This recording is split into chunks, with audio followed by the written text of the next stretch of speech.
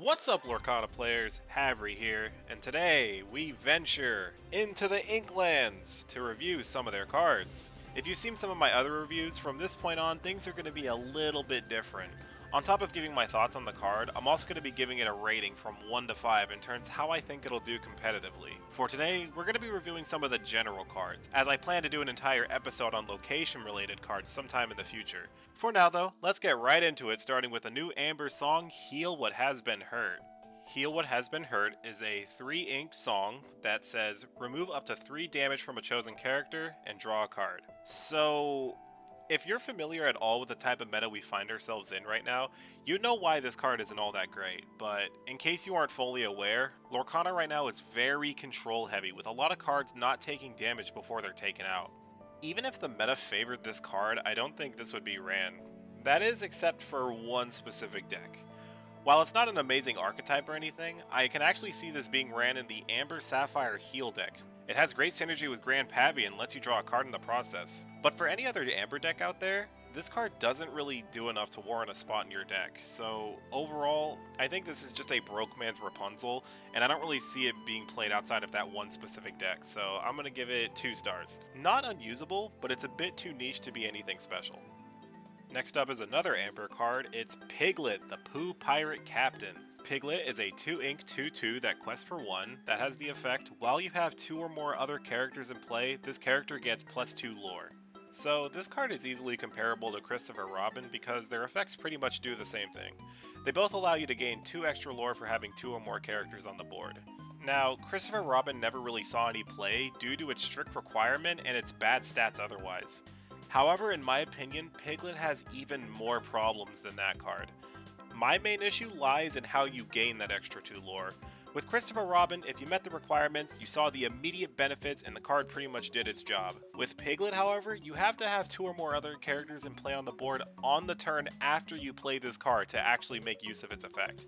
And that's a lot harder to do because Piglet only has 2 health, which means it gets hits by grab your sword, let the storm rage on, anything you can think of.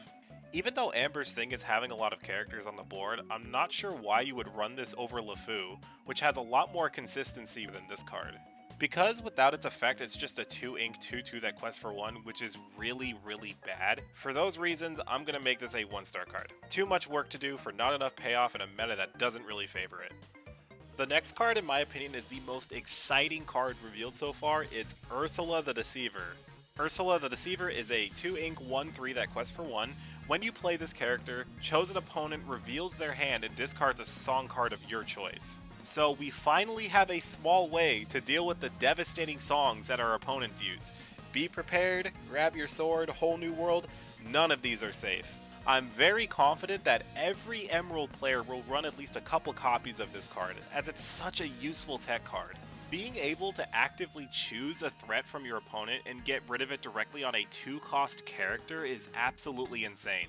And even if they don't have a song in their hand, being able to see information such as potential cards they can shift into, or certain character cards to watch out for is still very valuable information to have. This will be even better in Emerald discard decks because you can get draws off of Prince John with this, and see if it's worth it to use Sudden Chills or Hypnotizes in your hand. It's all around just such an amazing card for Emerald to get, and I'm going to give it a 5-star rating. I think it'll definitely see play and help Emerald a lot in the meta. Moving on to Ruby, we have Stitch, Little Rocket. Stitch, Little Rocket is a 2-ink, uninkable 3/1 that quests for 1 with Rush. Just what Ruby needed, another really good control card. So, last set we got a 2-attack Rush card for Ruby, and since that apparently wasn't good enough, we have Stitch here to fix that problem, being a 3-attack Rush card. In all seriousness, this card is very good and is way better than Queen of Hearts in most ways in my opinion. The main weaknesses you could argue is that its lower health and uninkable status. While the latter is fair, I think trading off 1 health for 1 attack on your Rush card is way worth it in my opinion.